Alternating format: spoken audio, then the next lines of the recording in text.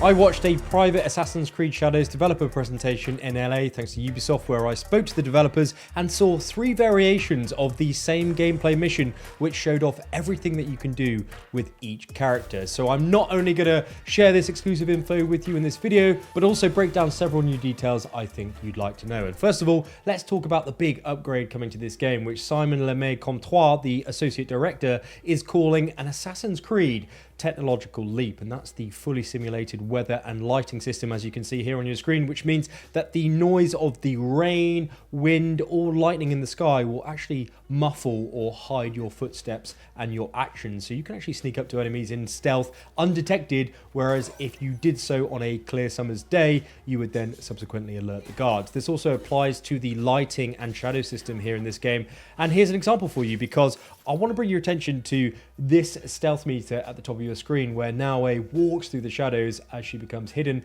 but when she gets closer to the light lamps or the light reflected from the moon on the ground, she is then visible to enemies. And one of the best ways to think about this is like the floor is lava, if you kind of played that game, where pools of lighting on the floor will now get you discovered if you then step into them. So if you want to remain stealth, you're going to need to focus on the overall lighting and weather system in this game to maximize your own stealth capabilities for Naoe and Yasuke, where the devs also confirmed to me that he can actually hide in the shadows even though he's like 6'4" and an absolute beast. This is also quite exciting because Mark Alexis Cote, vice president of the AC franchise, stated that specific missions will be locked into certain seasons, meaning that you won't be able to swim underwater like Naoe is doing here in the winter months, as the pond will actually be frozen. So there's going to be several variations of one single mission in the game thanks to this weather system, which as a OG AC fan I am very excited to see. And speaking of excitement, let's talk about combat now, because there's several new things to unpack here, and let's run through the combat indicators first, where a blue glow means an incoming attack from the enemy can be parried or dodged. The red glow means that an attack is unblockable, so needs to be physically dodged. And this yellow bar above an enemy's health bar is their armor, and this is one of the things that has been upgraded in Shadows, as Chris Benoit, the game director, said to us at the event in LA that it is a good tactic to specifically target the armor of an enemy first, where you will notice a glow on their body when you do so, and once that armor has been knocked off by your offensive attack, you'll then be able to perform considerable damage to their health bar. That said, what is also new in this game is the implementation of a posture system, which is a way of keeping your kind of combo alive, generating more adrenaline diamonds, as you can see here if I just zoom in for you. And of course this mechanic returns from Valhalla, but you can then cache those diamonds in to use as specific character abilities, which are then located on the right hand side of your screen if I just kind of zoom in here for you. So the benefit of holding your posture isn't just to hold your attack and wait for the enemy to make their move, but your first attack after coming out of your posture stance inflicts huge amounts of damage if you do get the timing right and you react correctly, as you can see Yasuke one-shot an enemy here. Now, these mechanics apply both for Naoe and Yasuke, but it kind of feels like Yasuke is specifically designed for new generation of RPG AC players, and Naoe is kind of for the OG Assassin's Creed players, because I watched a third mission run through of Naoe in open combat during the daytime, and even though her Kurosagama sickle chain weapon was great at crowd control, her damage output in open combat was really poor. So if you want to hack and slash in this game and activate several brutal execution cutscenes in combat, like you can see here with Yasuke, he is definitely your guy. Now, if you're more partial to a little bit of range combat where you take your time to pick off enemies one by one, then Naoe is going to be the character that you want to play for the majority of the game, as Simon Lemay-Comtois, the associate director, has confirmed that you can play only one character for the majority of the game if you want to, and that may be music to your ears if you're an OG assassin, as Naoe can use her kunai throwing knives to one-shot enemies and her shurikens to also do some significant damage in a pinch at range. These are, of course, your standard assassin abilities that we've seen in some form throughout the franchise, but what is new here is that Yasuke also has a ranged weapon called an arquebus, which is in a rifle, and it kind of follows, if I just pause and zoom in here to show show you the same timed mechanics from Assassinations in Valhalla, where if you hit the circle timer at just the right time, Yasuke will reload quicker and be able to shoot offensively at distance, which seems fairly overpowered if you hit a headshot. So I'm interested to see more about this in the coming months. Now, another new addition that we have to this game is what the art director Thierry Dansaru calls the notion of dynamism, which has been applied to the game's props and objects throughout the game, essentially making almost everything breakable. And we've already discussed specific parts of armor being dislodged from enemy NPCs if you hit them correctly inside the posture window. But one of the missions I saw, actually I think this was on the gameplay showcase, if I just kind of bring it up here, was Yasuke charging through a dojo and physically breaking down doors like the Hulk. And he could also break down this gate that I saw with his Konobo, whereas in Naoe's playthrough, she of course is unable to do that due to her being the smallest assassin in the series, as confirmed by the devs. So she needs to find an alternative route to her target, and more on Parkour in the moment, because not only does it genuinely just add to immersion when a bag of oranges explodes while you're in combat swinging around your weapon, which I think looks cool, but exploding barrels can use debris or cause debris to disperse around the area and stack on one another, which can then be used as an object to hide behind in stealth. So if this all works as intended, we'll be able to somewhat alter the environment even more through this destruction alongside seasonal weather changes to help us reach our targets and be a little bit more creative with our gameplay choices. Now, if you are enjoying this quickfire breakdown so far, please do leave a very swift like down below. And I'm also running an AC Shadows game giveaway. You just need to be a subscriber of the channel to enter, and I will pop that link down below in the pinned comment. So best of luck to you, and thanks very much for your support. Now, let's talk about another new addition here in this game, which is character switching, because as I mentioned a moment ago, Ubisoft are not strong-arming us to play one specific character in this game. Meaning, if you want to play as Yasuke and smash Samurai and Dojos apart for the majority of the game, you can do so, which I think is a good thing. But if you get tired of the hack and slash, you can switch to Naoe in the menus and try out some of the new acrobatic animations the devs have whipped up for us here, with no restrictions on when or where you can switch or back and forth between each characters,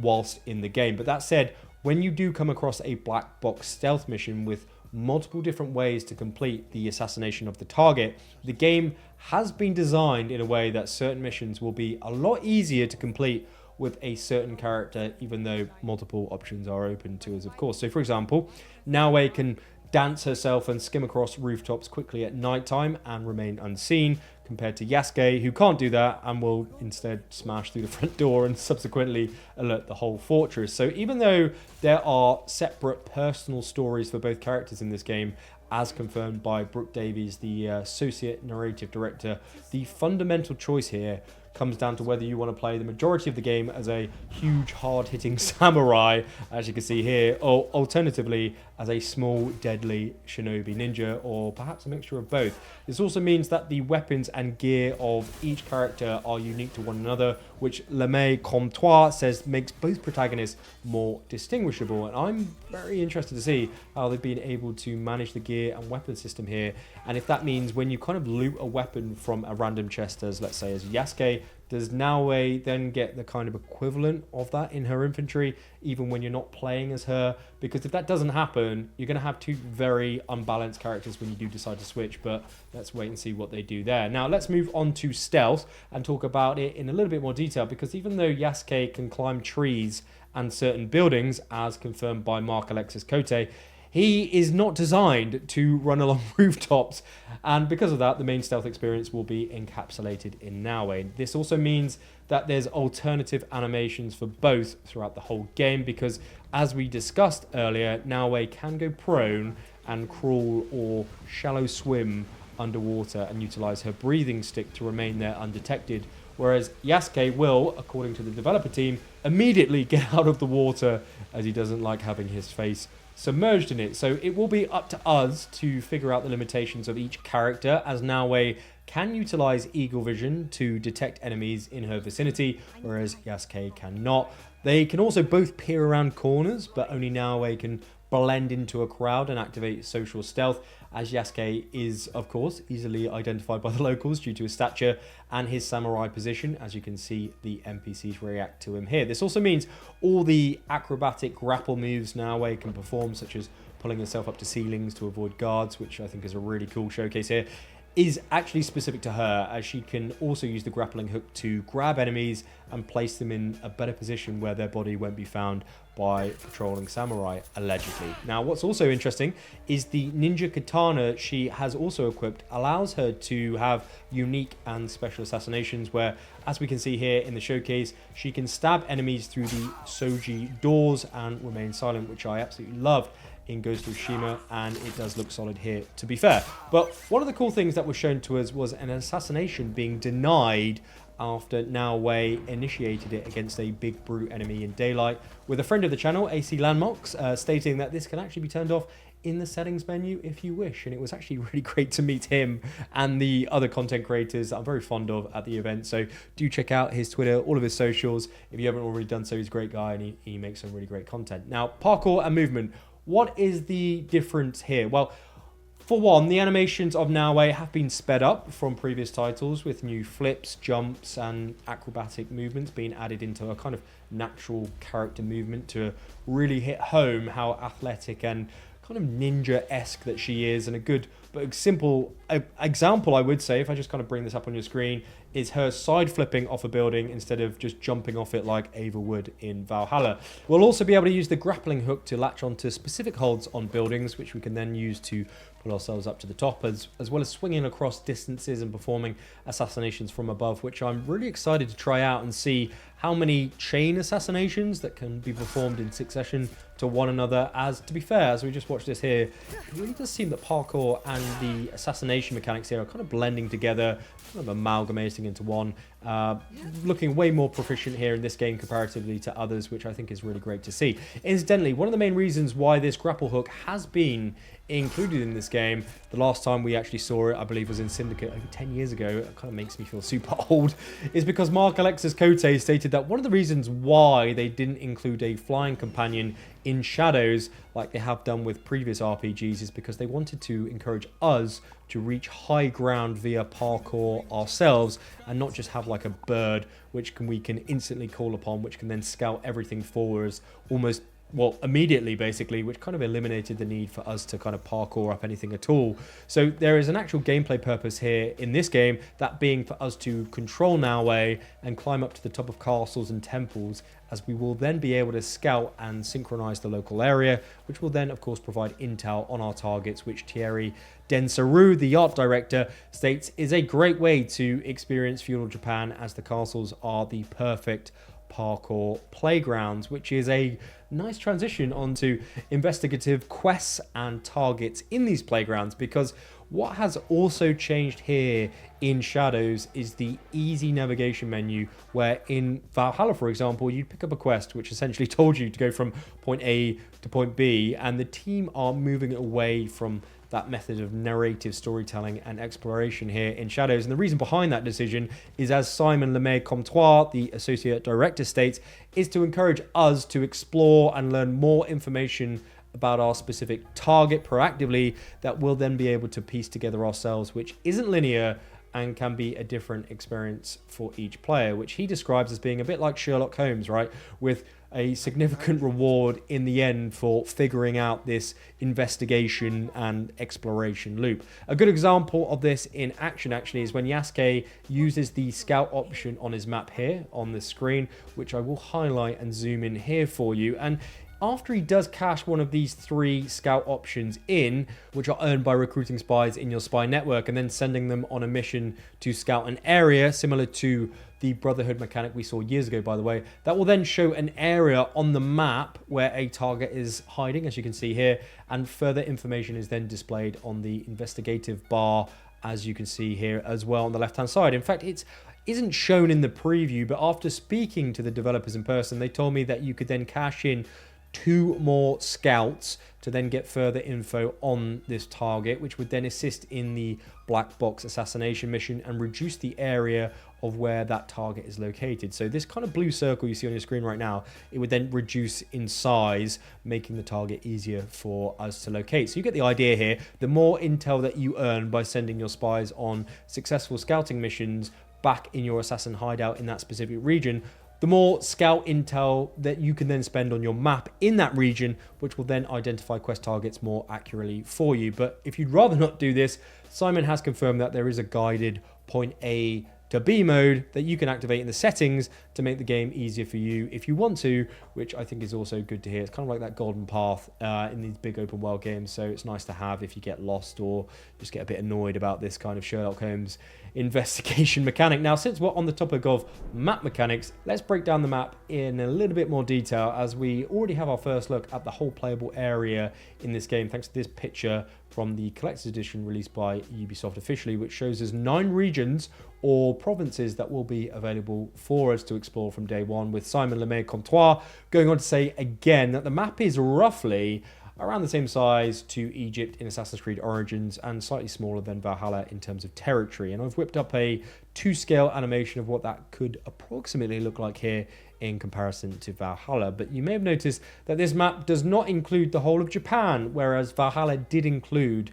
the whole of England. And there is a reason for that, as Simon goes on to state again that at this point in history, the story that the team wanted to focus on was mostly in central Japan, as something significant happens in Kyoto, Osaka, and Azuchi. So those places needed to be included in the game, as some of the main narrative markers occur there as well in Shadows. And because of that, they didn't want to spread themselves too thin by including the whole of Japan, where a lot of the story they're trying to tell didn't have a huge impact in those specific regions. And that said, we do have 2 DLCs confirmed in the season pass from Ubisoft, so I would not at all be surprised if the team continues to add in additional Japanese regions as the years progresses. But Charles Benoit, the game director, did mention that we need to look out for the Torii gates when we're exploring around the whole of Japan, or this part of Japan, as they are really iconic in Japanese culture and symbolically mark the transition of the mundane world to the sacred world after we pass through them. So we can expect to find secrets, Easter eggs, loot, and enemy targets, he says, as soon as we spot one and then walk through the path onwards into the sacred lands. Now, I just want to round off here by swiftly taking you through all of the UI and flagging a few interesting icons which are easily missed, but I do feel will have a big impact for us in game. Starting with the bottom left-hand diamond, we have the ration health icon on the top D-pad button, with our primary weapon on the right and our secondary weapon on the left, meaning we can switch between those 2 weapons quickly in and out of combat. The bottom D-pad is the sound mechanic, which we can use to whistle, make a noise, and encourage enemies to a specific point. Next to that, we have the health bar and those 3 adrenaline diamonds above it, which we can gain by building combos in combat, which we've already discussed, which we can then spend by utilizing the specific character abilities on the right hand side diamond by holding down R2 and pressing the assign controller button for each ability. If you played Hogwarts Legacy recently, that's pretty much the same thing here. The navigation bar on the top returns from previous AC RPGs, with the stealth eye indicating when we're in and out of line of sight when stealthing. We also have the yellow armor bar above that, the white health bar of the enemy when in combat, and their assign level on the left, indicating a kind of Odyssey level mechanic here in play in this game, which can be associated with our own gear and weapon level. I'm interested to learn more about that. Now, map-wise, we can zoom in 4 times, as indicated on the right-hand side of the screen, and the scout system that we just discussed informs us how many intel drops we can cash in about this specific region. But above that, we also have the Abstergo icon, which to me is, I guess, a quick way to jump back into the Infinity platform main menu, perhaps, which I think is very interesting indeed. Again, another thing that I'm interested to know more about. Now, this whole gameplay showcase that we watched and we've just gone through actually told a story leading up to the assassination of Lord Hayashi, which is this dude here, in the secret lockbox puzzles that Ubisoft sent out a few weeks ago. So give the video a click on your screen right now. It actually should be on my face right now if you want to know how Yasuke and Naoe have actually got to assassinating these particular targets. It's all been linked up in this puzzle quiz. It's pretty cool, and hopefully I'll see you there in just a second. Big thanks to Ubisoft for inviting me to their early showcase in LA, specifically Sylvia and Liam from the UK team. They are awesome. I really appreciate it. And Nika for helping me make this video, actually. I think sake is on her instead of coffee this time. Thanks for stopping by, and hopefully I'll see you in that next video in just a moment.